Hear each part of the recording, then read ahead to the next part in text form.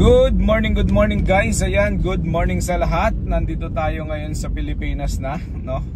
Isang linggo na tayo dito.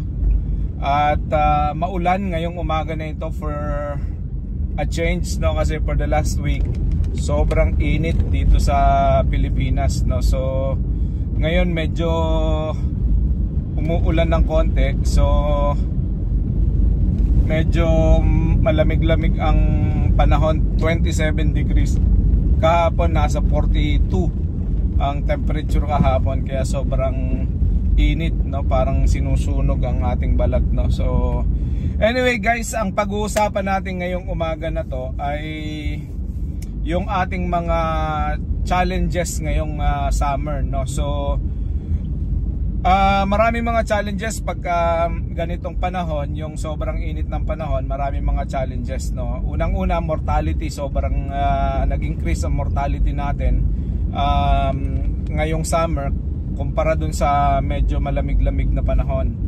Tapos ikalawa na challenge natin dito is yung pagliit ng itlog ng ating mga manok, no? So yun, isa pa rin sa mga challenge yun. Ikatlo ay pagbaba ng production, no? So etong tatlo na to ang halos isa sa mga suliranin, at saka ang pinaka major na suliranin natin na challenge, no, ay yung pagbaba ng presyo. Syempre pag summer na ganito, bumalik na yung pasok ng eskwela o yung bakasyon ng eskwela sa summer, no? So bakasyon ng April at saka May, magsisimula na ulit sila ng June ngayong school year. Unlike nung mga nakaramang taon, nagsisimula sila ng August, no? At ang April at saka May ay may pasok. So medyo mababa yung ating presyo ng mga itlog ngayon. So pag-usapan muna natin yung mortality guys, no? So isa sa mga issues na kailangan nating nare-resolve is yung pagkamatay ng ating mga manok, no? Kasi isa sa mga nagiging dahilan kung bakit namamatay ang manok is nahi-heat stroke sila. So isa yan sa mga unang-unang dahilan, heat stroke. Bakit nahi-heat stroke? Kulang sa ventilation ang ating manukan, no? Kulang sa ventilation, hindi makapasok labas ang init ng ating poultry. Tapos kulang tayo sa pagpapainom, no? So kulang sa painom sa ating mga manok. So kapag ang ating mga manok ay mainit yung iniinom, tapos mainit na rin ang katawan nila, hindi na rin halos iniinom ng mga manok yung ating mga tubig na inilalagay. So kailangan talaga ma-limit, ginagawa natin, nagkakaroon tayo ng replenishing, no? Nire-replenish natin yung ating mga tubig ng at least every 3 hours, every couple of hours, no? Kasi kung mainit yung bubong, tapos yung inyong mga automatic drinkers ay yung container nun ay nasa plastic, sigurado tayo na mag-iinit ang tubig doon. So yun ang nagiging isa sa mga dahilan kung bakit hindi masyado nakakainom ng maayos yung ating mga manok, kasi mainit na rin yung tubig na iniinom nila, no? So dapat kailangan natin lagyan ng tubig, ng fresh na tubig every 3 hours o every couple of hours, no? So kung kaya natin gawan yun ng paraan, mas maganda, no? Tapos syempre dapat ay pwede din na isa sa mga tip ay lagyan ng yelo yung mga patubigan, kasi kung lalagyan natin ng yelo, at least kahit paano medyo matagal-tagal ng konti na malamig yung tubig, no? So may konting panlaban doon sa init ng araw na pumapasok sa loob ng poultry na naiinitan yung mga container natin. So yun, isa sa mga pwedeng gawin. So yun, isa yun sa mga challenges natin. Ikalawa, yung pagliit ng itlog, no? So maraming mga nagsasabi na painumin ng painumin, pakainin na maayos, malinis ang tubig na dapat meron sila, fresh lagi ang tubig para ma-maintain yung pagiging healthy ng ating mga manok. para mag-produce ng sakto na size ng itlog. Pero sa lahat ng mga farms, yan yung nagiging issue, no? Hindi lang sa maliliit na backyard raisers na katulad natin, kahit sa malalaking farm, yan ang problema. Kapag summer talaga at mainit ang panahon, lumiliit yung itlog. So wala tayong magagawa dyan, guys. We have to suck it. Ganyan na lang talaga ang mangyayari dyan. Pag summer, medyo maliit ang itlog natin. Okay na yon. Huwag na nating pahirapan ng sarili natin, pag-isipan pa kung anong solusyon ang pwede natin gawin.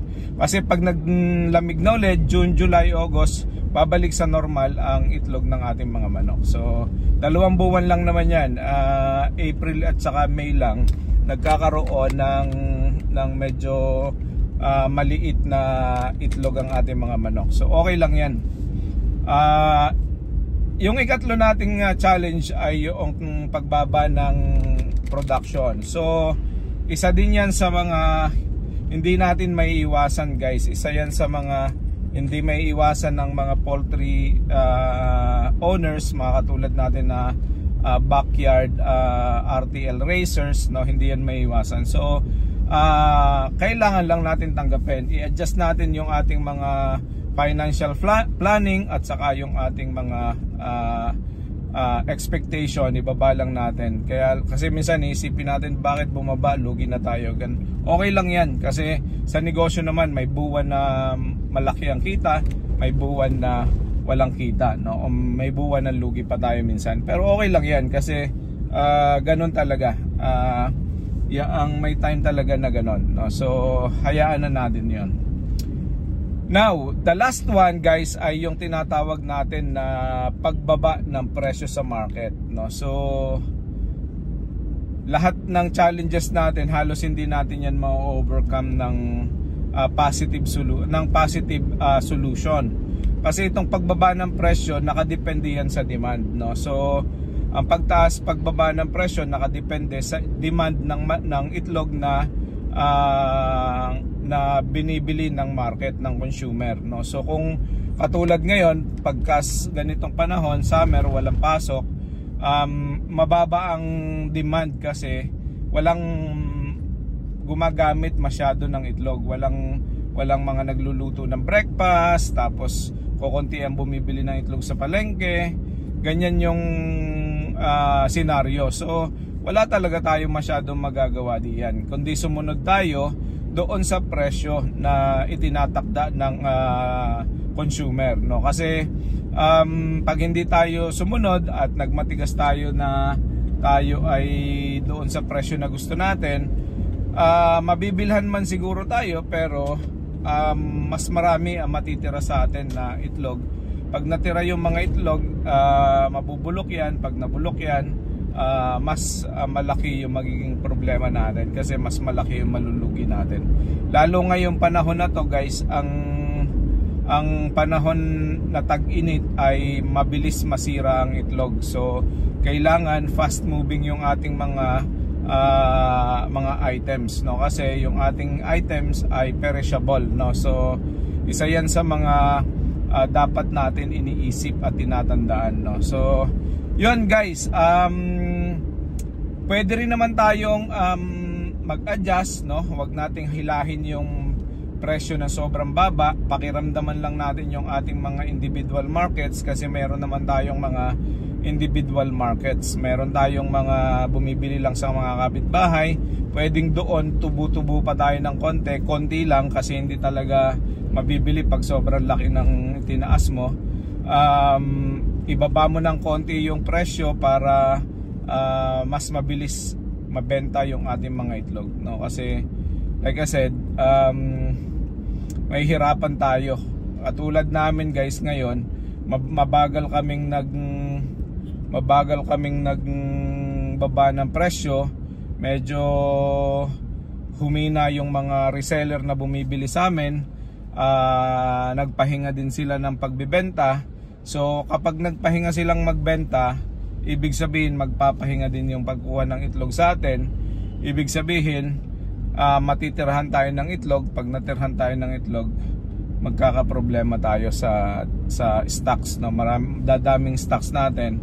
mahina ang demand, magkakaproblema tayo. So yun guys, kailangan ay handa tayo sa lahat ng to, no? So kung kayo ay nagpaplano na magnegosyo ng RTL business ngayong panahon na to, mas maganda ngayon kayo magsimula kasi next month medyo tataas na ulit ang itlog niyan, tataas na ulit ang presyo, gaganda na ulit ang presyo, pataas na ulit. So mag-a-adjust lang tayo. Pero kung halimbawa ay nag-aalaga na kayo, nung June kayo kumuha, hindi nyo pa naranasan yung summer, ngayong summer ay mababa ang presyo ng itlog, huwag kayong magulat, ihanda ninyo yung sarili ninyo dahil kasama sa pakyaw yon. Minsan meron talagang panahon na mababa ang bilihan, kailangan mong malugi ng konti para hindi ka lang masiraan at nang maging pera pa din yung itlog. Kasi syempre kakain ng ating mga manok ng feeds, no? Kakain sila, tapos wala naman tayo, kung mabubulukan tayo, wala tayong ibabayad sa mga yan. At least kahit paano mabawi natin yung expenses natin for that month. Kung malugi man tayo, konting-konti lang, hindi ganun karami, no? So yun lang guys, maraming salamat. Hopefully etong video na to nakatulong sa inyo at hopefully itong video na ito ay makapag-enlighten sa inyo sa mga challenges na meron ngayong summer dito sa pag-aalaga ng RTL chicken. Yun lang, maraming salamat. God bless at shout out sa lahat ng mga nagpapa-shoutout. Thank you and happy Saturday. Bye bye.